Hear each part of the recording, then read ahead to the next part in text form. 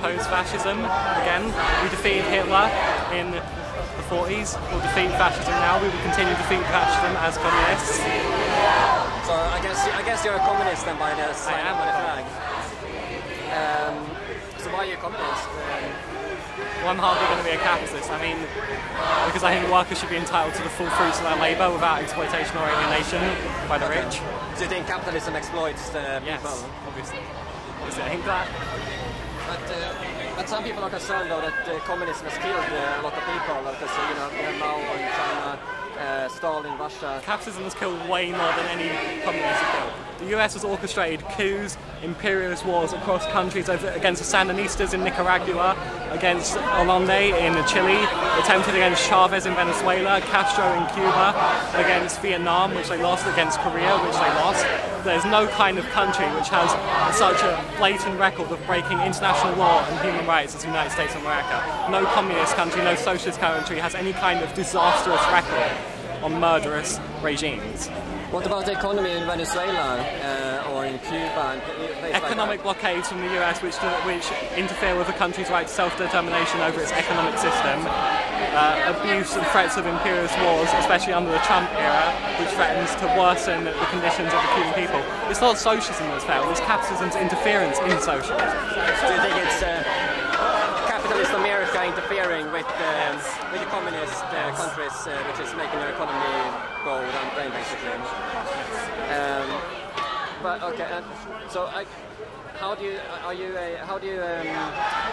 because you're protesting against fascism? Yeah. Because both fascism and communism is basically authoritarian in nature. There's a difference between authoritarianism and fascism. There's a difference between communism and fascism, obviously. Otherwise we wouldn't have fucking defeated them in the 40s. I don't understand how you're going to do this liberal proportion theory.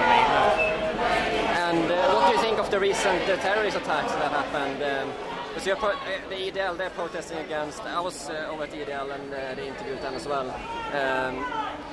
They're protesting against the terrorist attacks, they said, against the government not doing anything.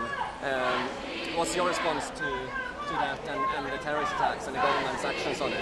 We destabilise countries across the Middle East through our imperialist wars. We destroy the country's sovereignty, we destroy their economic systems, we destroy Syria, and we expect them to not become radicalised when we're pressing our boots on their necks. That's the only choice they have. They're like, okay, we've got to fight back against the West given what they're doing to us. That's our only solution. The solution is to stop these wars. The solution is to promote cohesiveness and integration in our communities so that people aren't alienated and feel they have to join these radical groups. Yeah, I agree that America, we shouldn't go into foreign wars. That's one thing I agree with. I think all these foreign wars America has gone into, I think they haven't been very good at all. But what do you think of multiculturalism and migration and so on? Because a lot of these right-wingers, they oppose multiculturalism and mass migration.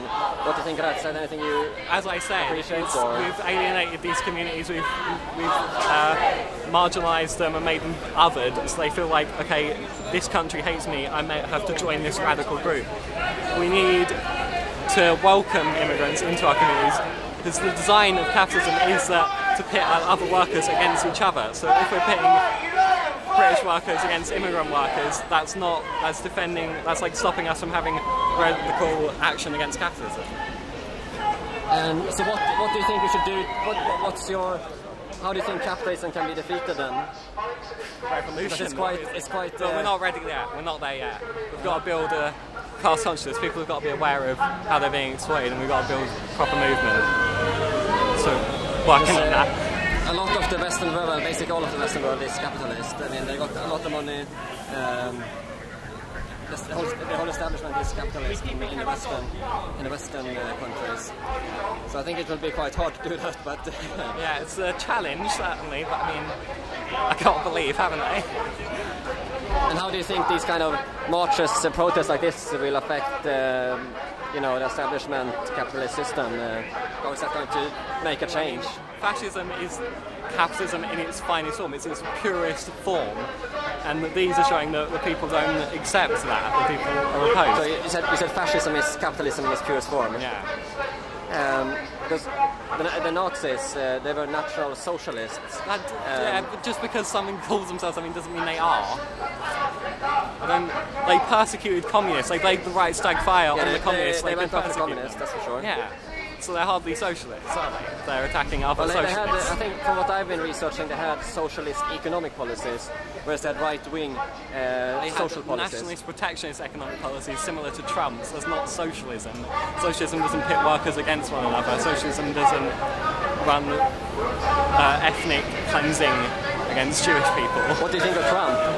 I hate Trump. You hate Trump? I hate Trump. What specifically about Trump do you hate? Because I have a lot of American viewers, they might want to know.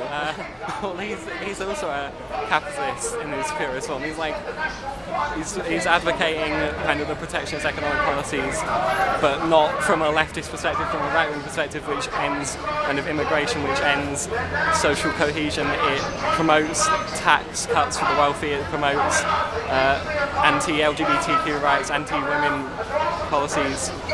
Anti-LGBT rights. That's one thing I saw. I've seen it in Cuba. Fidel Castro. He was quite against homosexuals. What do you think of that? I think that was a grave mistake. But now, if you look at Cuba now, it's far easier for trans people to transition in Cuba today than it is in the UK or especially America. LGBT people were allowed to serve in the military in Cuba for about 20 years before Americans could. The healthcare rights are far more extensive than in America, especially for LGBT people.